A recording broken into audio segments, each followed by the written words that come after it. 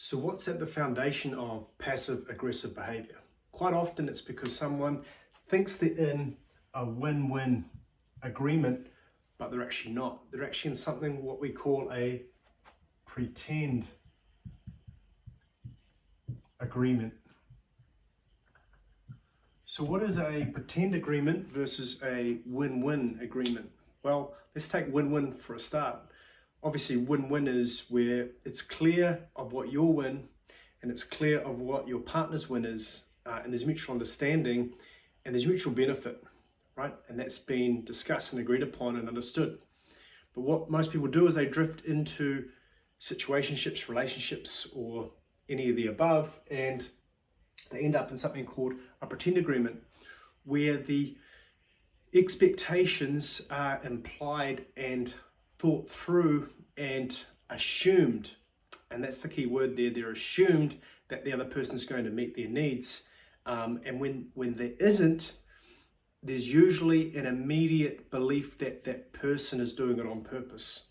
And so there you get unbearable feelings, you get a lot of allergic reactions, and you get a lot of passive-aggressive behavior because it's not understood the foundation of a win-win agreement. So you end up in a pretend agreement, and then following on from being in a pretend agreement, that's where you end up with a lot of collateral damage. You end up with a lot of suicide bombers. You end up in situations where you aren't being assertive because you're actually implying blame on the other person for not meeting your needs. And so it'll come out sideways and it won't come out in an assertive manner. So what are the ways to clear this up, whether it be in business, a friendship, or a relationship? Well, the key thing is to actually go a bit deeper and to acknowledge this, have a conscious conversation. And generally when you have a conscious, deliberate conversation, this is what hits on the unbearable feelings of people, because people don't want to be exposed, they don't want to feel vulnerable. All the issues of childhood often come to the fore here. Am I being a bully? Am I being perceived badly? Am I being a victim? All those things. But what's important is to even childhood thoughts of feeling silly or being the kid that doesn't understand or being made to look stupid. All of those things will come to the fore. Quite often, if you've got those tendencies, they will come to the fore at this moment. But it's important to be, as silly as it sounds, name the simple thing. Name the thing that's on your mind, and then you can come to the party, you can come to the table as it really is, and you can start to address where the assumptions are in the pretend agreement. From there, you can work into a win-win agreement.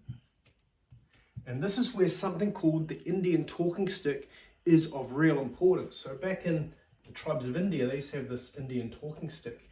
And the cool thing about this was only the person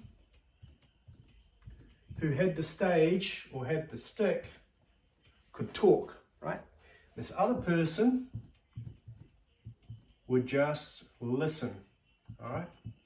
So they're just receiving the message. But here's the key thing. A lot of people get this wrong. They think the Indian talking stick is, oh, I hold this talking stick and I've just got to wait until I can, well, if you've got the talking stick, I've just got to wait until I can grab it. And once you're finished speaking, I can grab it. No, that's not it. And it's not even enough to speak back what that person said.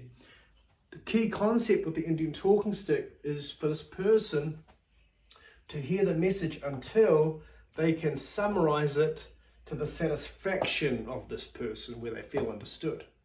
And I would say 90% of the situations I've seen, of the issues that come out of this, completely dissipate as soon as you introduce the Indian talking stick, right? Such a powerful tool, because what happens is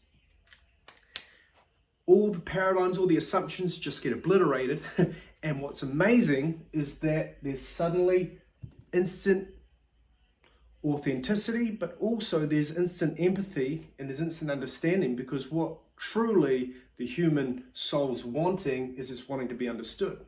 So when there's understanding, actually a lot of the things they were holding on to tightly about getting their way in the pretend agreement, they actually drop off and the win becomes something synergistic, which is very powerful. And from that foundation of true understanding and empathy, you can create what we call a win-win And later on, another video, we'll go over what are the consequences of not being able to create that win, and then actually how you can practically enforce them on a real life basis. But that's the essence. If you do find yourself in a pretend agreement and you want to get to a win-win, this is one of the strategies to lay that foundation.